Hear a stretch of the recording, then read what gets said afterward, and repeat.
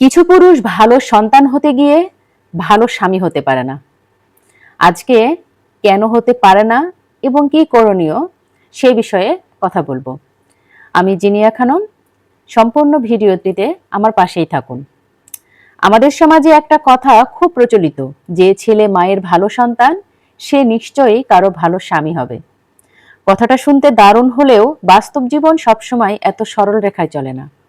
অনেক সময় দেখা যায় একজন পুরুষ তার বাবা মায়ের প্রতি এতটাই অন্ধ বা দায়িত্বশীল যে অজান্তেই সে তার স্ত্রীর অধিকার বা আবেগকে অবহেলা করে ফেলছে।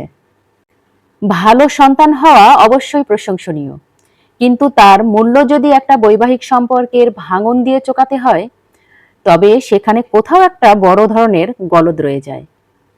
আসুন জানি কেন এই ধরনের ঘটনাগুলো ঘটে। যেমন ধরেন, বিয়ের পর একজন পুরুষের জীবনে একটি নতুন ভূমিকা যোগ হয়। সে এখন শুধু কারো ছেলে নয়, কারো স্বামীও।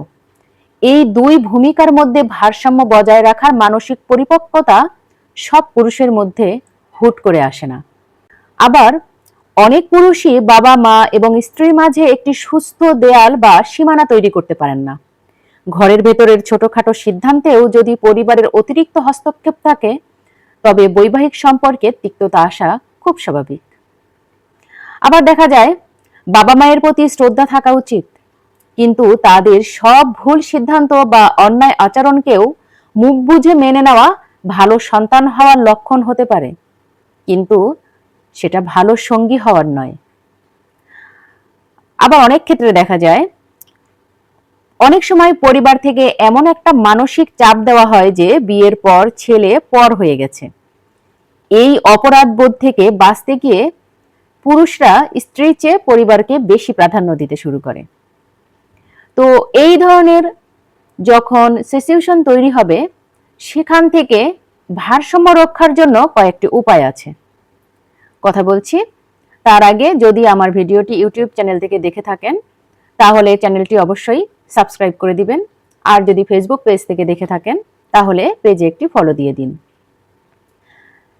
আপনি যদি এই পরিস্থিতির মধ্য দিয়ে যান, তবে মনে রাখবেন আপনাকে যে কোনো একজনকে বেছে নিতে হবে না, আপনাকে শুধু ভারসাম্য তৈরি করতে শিখতে হবে। যেমন ধরেন, আপনার এবং আপনার স্ত্রীর ব্যক্তিগত জীবনে যেন অন্য কেউ, তৃতীয় পক্ষ, তিনি বাবা মা হলেও অতিরিক্ত হস্তক্ষেপ যেন না করেন, সেদিকে অবশ্যই আপনাকে খেয়াল রাখতে হবে। নিজেদের মধ্যকার সমস্যাগুলো নিজেদের মধ্যেই সমাধান করার চেষ্টা করুন। বাইরে থেকে কাউকে বিচারক বানাতে যাবেন না। ইসলামী বা সামাজিক যে দৃষ্টিকোণ থেকেই দেখুন না কেন, বিয়ের পর স্ত্রীর প্রতি পুরুষের আলাদা এবং অত্যন্ত গুরুত্বপূর্ণ কিছু দায়িত্ব তৈরি হয়। স্ত্রীকে এটা অনুভব করান যে আপনার জীবনে তার একটি স্থায়ী এবং নিরাপদ স্থান আছে। তার আবেগের মূল্যায়ন করুন।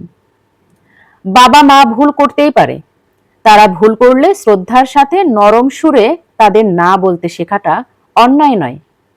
অন্যায়কে প্রশ্রয় দেওয়া ভালো সন্তানের কাজ হতে পারে না। ঠিক একইভাবে স্ত্রী অন্যায় করলে তাকেও বোঝাতে হবে। সবসময় মনে রাখতে হবে, একজন সফল পুরুষ তিনি নন যিনি মায়ের জন্য স্ত্রীকে কাঁদিয়ে যান কিংবা স্ত্রীর জন্য মাকে বৃদ্ধাশ্রমে পাঠান।